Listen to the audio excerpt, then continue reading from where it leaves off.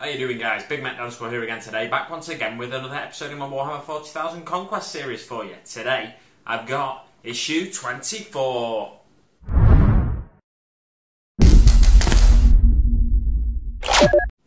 So what do we get in issue 24? Part of a Redemptor Dreadnought. We don't get all of it. We get the littlest bit of a Redemptor Dreadnought, which we knew it was going to be split across multiple issues, ever since the leaks came out from the Spanish site. But the part we get is that and the base. Now, if we wanted to start building it, I thought they might give us the other part first, the other half, because you can at least put some bits together with that other half. But if we want to start building it, all we could do is put this foot on the base and that's it. But anyway, we're supposed to wait for next week's issue before we start building it. So the Redemptor Dreadnought, it's easy to build one, which comes in at £25 direct from Games Workshop. 2 issues of this magazine, £7.99 each, coming at £15.98, so it's a £9 saving, which is pretty good. Let's face it, it's a £9 saving. It's better than a kick in the plums. So, Conquest issue 24. Let's see what's inside. Firstly, it says, I did talk about this briefly in my last episode, but learn about Dreadnoughts, discover Death Guard Hellbrutes, and exciting new missions. And they are exciting. Wait till I get to them.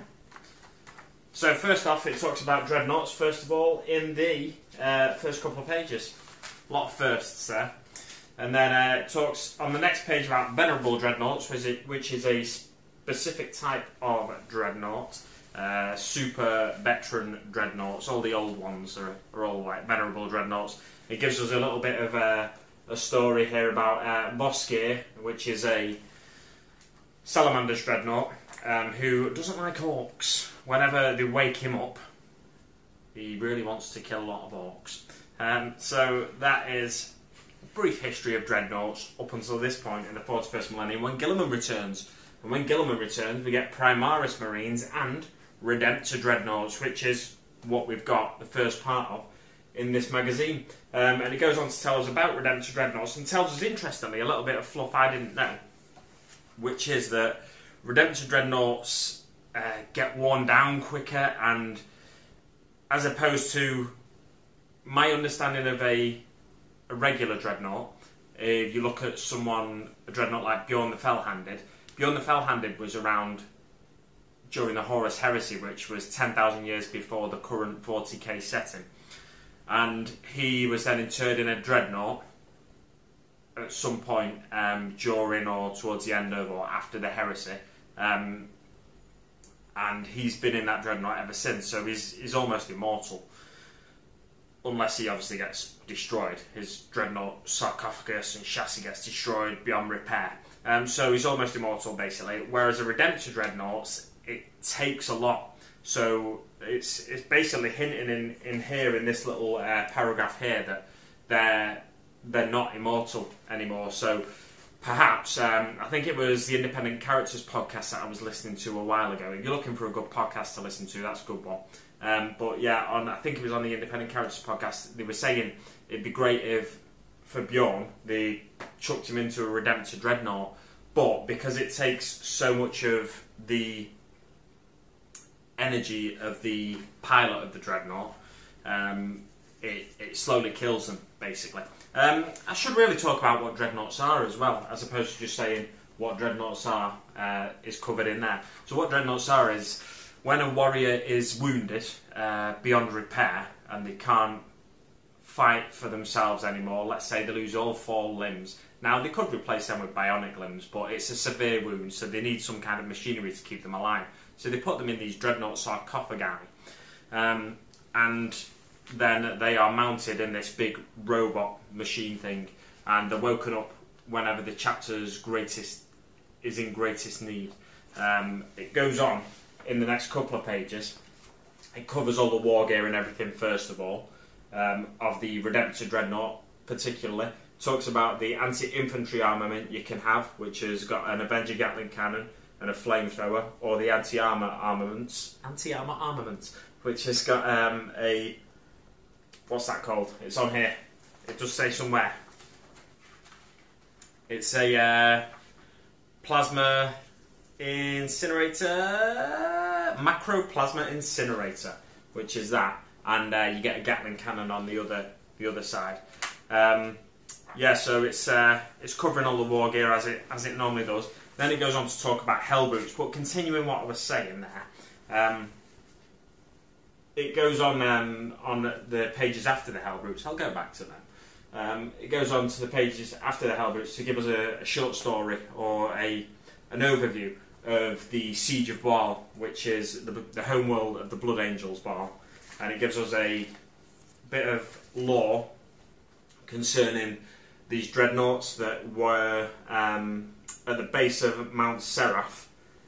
Dreadnought defenders observed the arrival of their kin and redoubled their efforts. But basically, the dreadnoughts on Baal were awakened, and they were awakened because it was the hour of the most dire need of the Blood Angels. So they awakened all the dreadnoughts they had. They were losing men left, right, and centre. It wasn't just the Blood Angels on the planet at that time. It was the Blood Angels and a lot of successive chapters that they called back to the planet to try and aid in the defence of the planet and prevent the planet from falling to a Tyranid invasion, which was going off. And it was all going off. All the Marines were dying. All the dreadnoughts were dying. They were down to 4 dreadnoughts left at the base of Mount Seraph here.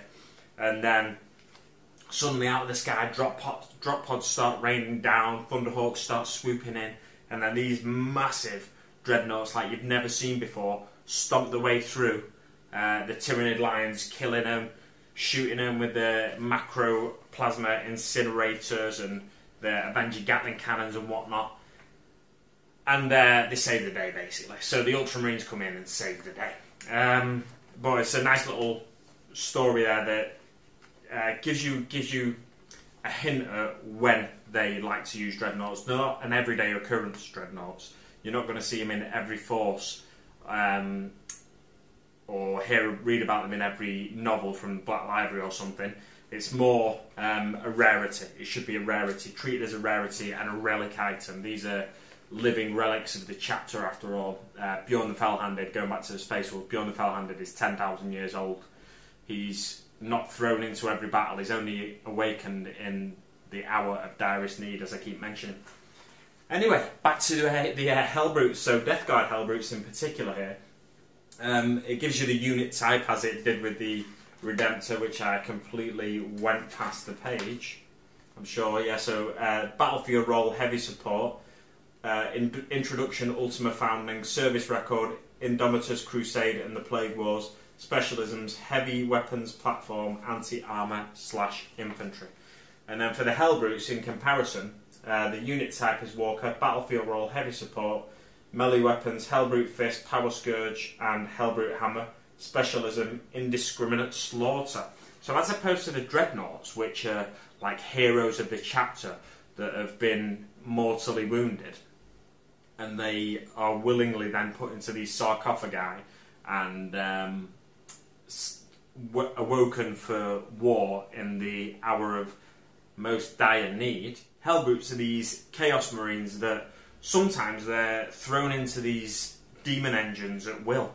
Against their will, not at will. They're thrown into these demon engines as a form of punishment. These Hellbrutes, they're like mutated dreadnoughts that the Tech Marines, if you can still call them that, of the traitor legions, they have tainted with warp energies. So they've got like mutated muscle and flesh and tendrils coming off them, and all kinds of horns sprouting out of them and stuff like that.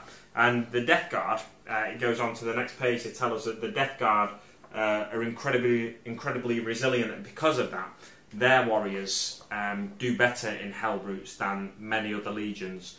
When they're not fighting, Hellbrutes are chained up and they're strapped down and stuff like that to keep them from just wreaking havoc through the legion.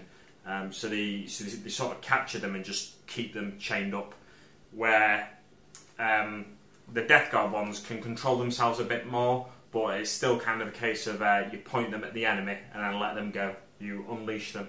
The Death Guard ones, it gives you a nice little bit of lore here as well, saying instead of chains being used to contain the rage of the Death Guard Hellbrutes, they're sort of they're held in place by tendrils and creepy, what do you call them? Tentacles, that's what you call them.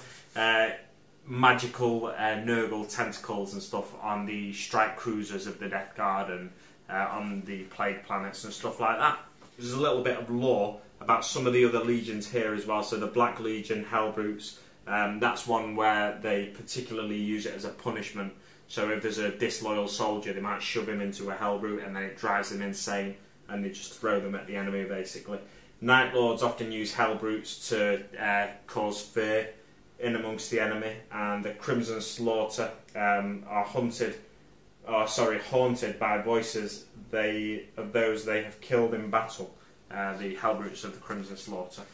And then it goes on to talk about the Siege of Baal. After that, it's a how to build section. Now, wait a minute, we've not got enough model to build here for this how to build section, but it's given us a how to build section this issue. I'm assuming next issue we'll get a how to paint section, probably of, this is 4 pages, the how to build section. I imagine the how to paint section will be 4 to 6 pages next issue.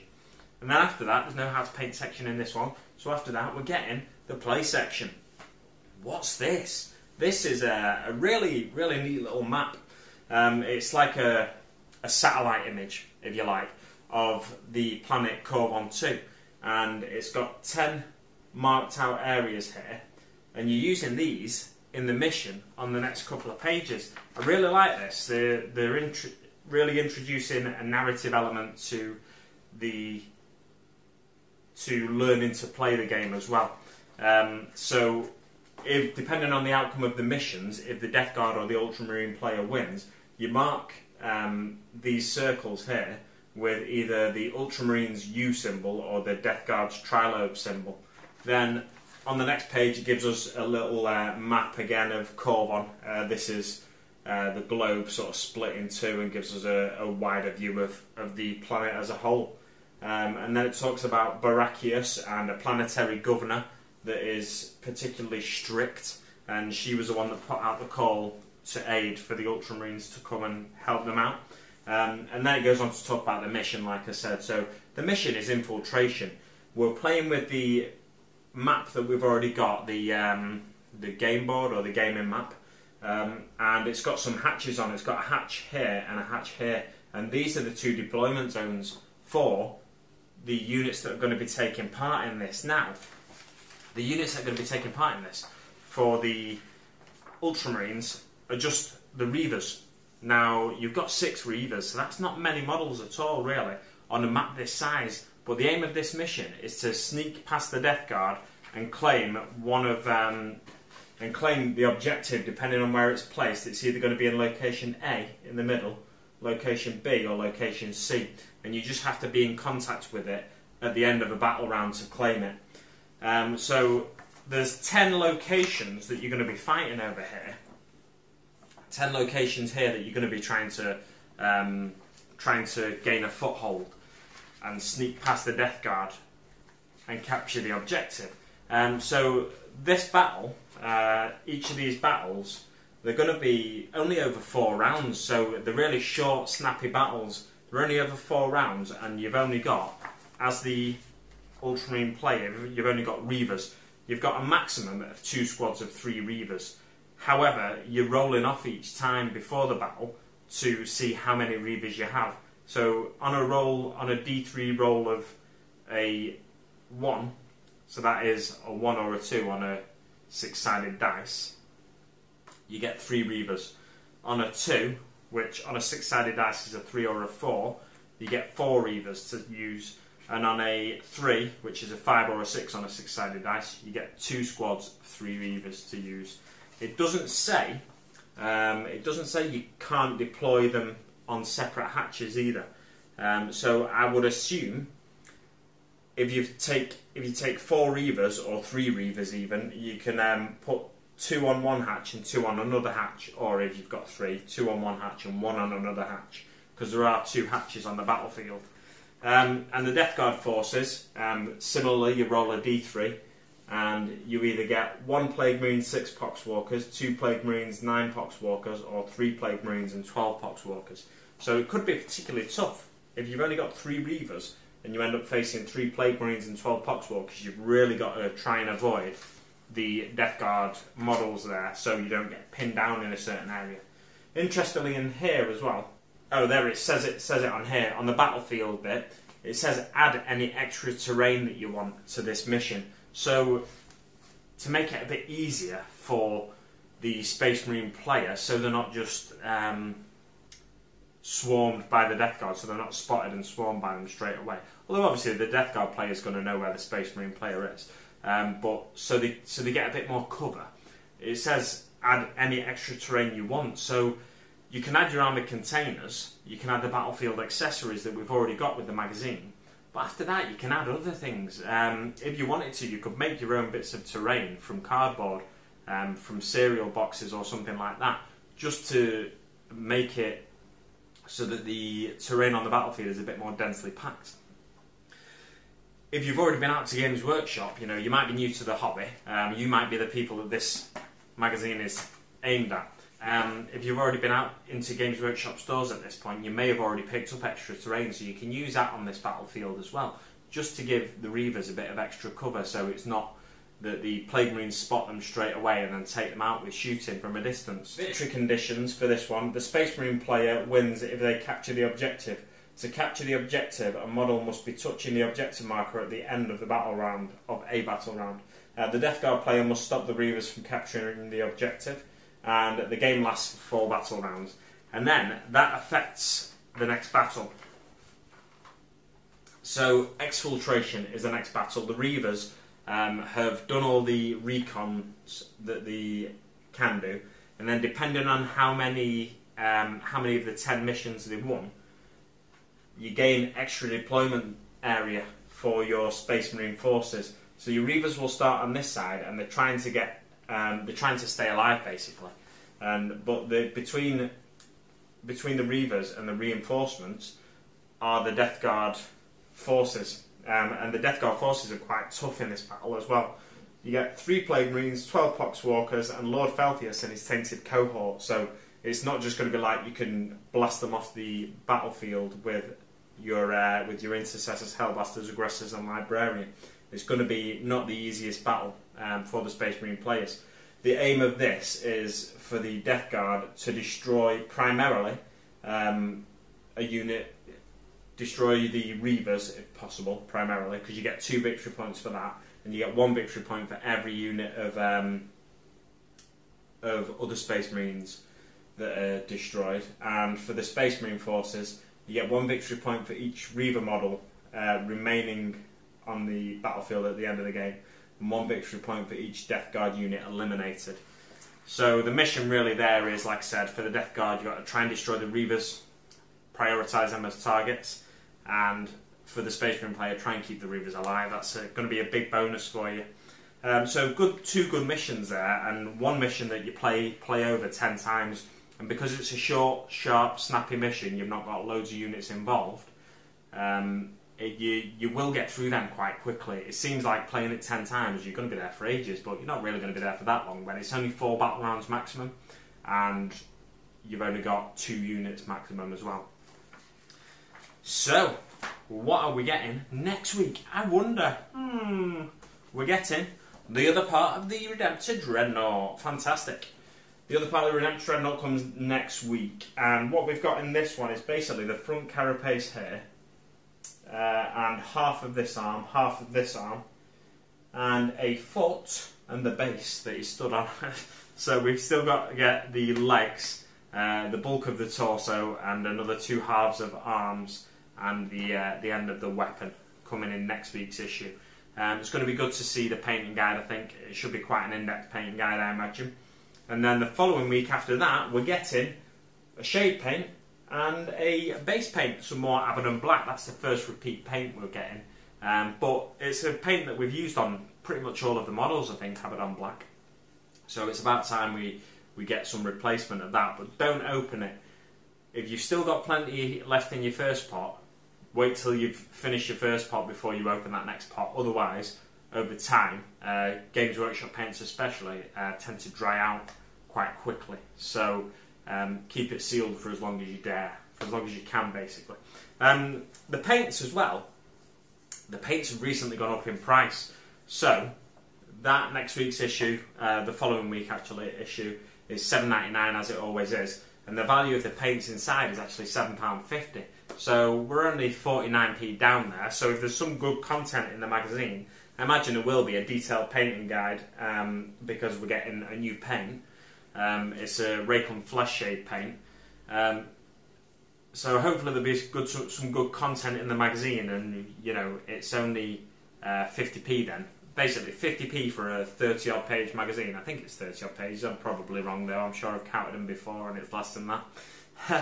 50p for a around a 20 page magazine, and 2 pots of paint for the price you'd pay from Games Workshop. So it's not too bad really. It's looking good going forward, and I think the following week after issue 26 comes issue 27, funnily enough. I've got a feeling that's the Death Guard Rhino that we're getting in that issue, but I can't remember exactly.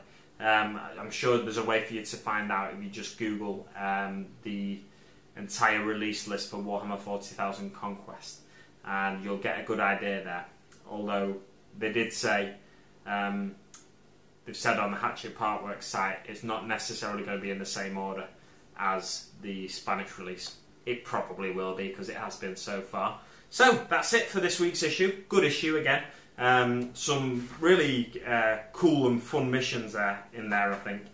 It's going to be a good way to get you into the narrative. And with them short, snappy battles as well, and short, snappy missions, if the Space Marine player wins one, it's not long before the Death Guard player can potentially get their own back, because they might get a few more models the next time they play the Death Guard player, and then they might have the advantage over the Space Marine player and win the next one. And it's like, it's a race to get as many inches in the deployment zone in the next mission as possible. So for every mission of the 10 you win, you get an extra inch of deployment zone as a Space Marine player, which is going to make it easier to support your Reavers coming in from that side. So there we go. Like I said, good issue. Good magazine this week, and let's hope for the same next week. Thanks so much for watching, guys, and I'll see you on the battlefield.